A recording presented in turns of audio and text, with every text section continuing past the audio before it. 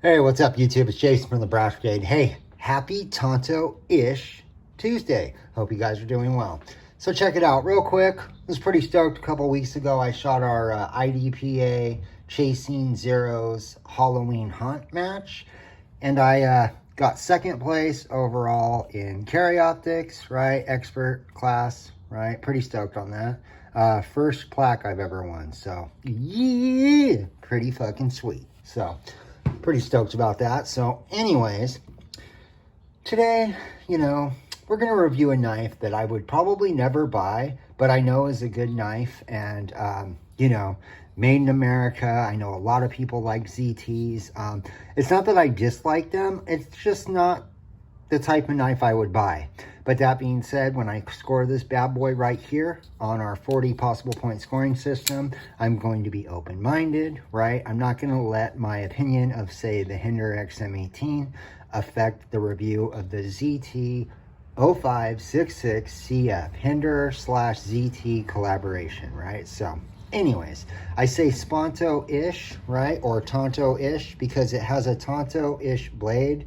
Kind of like the XM18 Sponto, but it just doesn't have this bevel right here. But if you look, the blade shape is very, very similar to an XM18, except this one has a front finger troil. Again, also has this bevel.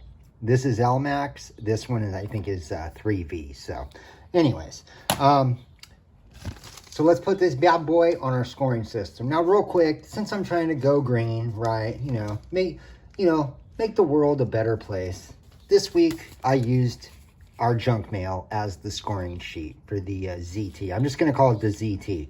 I'm not going to say all that shit right there because that's just a little long, right? So, anyways, for comfort carry, I give this thing an 8. So it's comfortable, right? Nothing really bad, right? It's just not the most comfortable grip of the knives I have. One thing that does bother me about this ZT and this Hinderer is I don't like, in shooting we would call it like the grip angle, right? I just don't like how the blade kind of goes down at that weird angle. Now, don't get me wrong. I'm sure Mr. Rick Hinderer has a super scientific reason why it's like that, right? However, I don't really give a shit and it bugs me. So that being said, this thing gets an 8. It does have a deep carry pocket clip, which is reversible tip up or tip down. Do wish they would have flush mounted the hardware. My buddy Jeff, he's into that weird shit, right? He's got the weird butt bead hanging off this thing. No judgment, Jeff. Thank you for the loaner for this review. But yeah, comfort carry, it's an 8. I mean, it's a solid 8. It's not close to a 7. It's just, I don't know. I just not real stoked on the way the blade angles down. I mean, it's just a personal, opinion. Not saying it makes it really bad or good. I just kind of awkward to me. So yeah, it gets an 8. Build finish, also an 8. It's built very well. In fact, there are parts of this knife that are done way better than the Hinderer XM18. I'll point those out in a second. But anyways, this runs on phosphor bronze washers. It has a flat grind. This has LMAX steel. Action's pretty good. It's not like drop shut or anything, but I mean, you can motivate it shut pretty easily, right? Yeah, I like phosphor bronze washers. I don't really give a shit if a knife drops shut. I mean, it's kind of cool sometimes, but I don't know. It's not like a deal breaker for me if a knife doesn't drop shut. This is all steel liner and lock side. That's why there's no hardened steel lock bar insert, because it's steel, right? Then you have the Hinderer little fucking over travel disc. I forget what he calls it. But yeah, all in all, this thing is built and finished very well. If you look at the, I was going to say G10, at the carbon fiber scale, sort of just look at how even Steven the carbon fiber is with the liner all the way around. Look how nice that's done.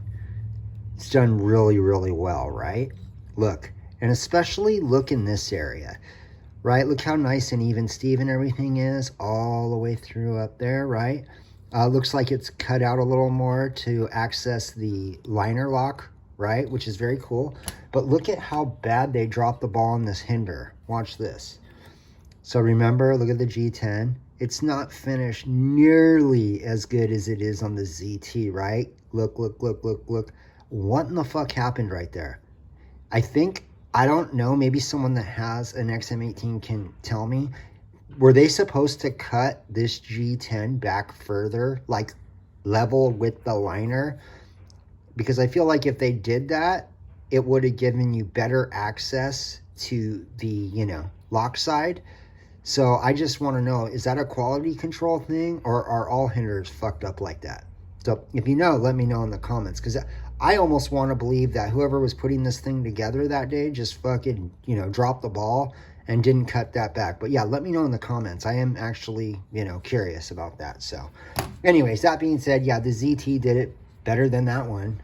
Better than the Hinderer Monkey's Edge frag pattern XM18 for sure. So yeah, it gets an 8.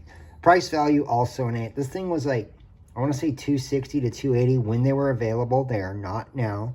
And I would tell someone, if this is your thing, like if you like this knife, I'd say, yeah, buy it. I recommend it. But I wouldn't spend crazy money over what it's supposed to cost. Meaning if this thing goes for 260, I would tell you, dude, don't spend $40 or $50 over retail for this, because it's cool, but it ain't that fucking cool. So yeah. Cool factor, I don't know what happened there. Maybe I was just in a better mood that day, but it gets an 8 for cool factor. It gets 8s down the board, right? For a total score of 32. So it is cool. The fact that my friend Jeff has one, that's very cool, because these are no longer available. But I mean, I don't know. It wouldn't be the first knife I recommend. However, if you told me you were thinking about getting this, I wouldn't try to talk you out of it, right? So, yeah, that being said, overall score of 32. I do recommend it. It's just not my type of knife, right? So probably be one of the last knives I would recommend. But if you were into this, yeah, I wouldn't have anything horrible to say about it. So that being said, you know, that's the review of the ZT 0566 CF. Hope you guys had a great weekend. Hope you guys have a great week. Stay safe, shoot straight. Until the next one. Yeah.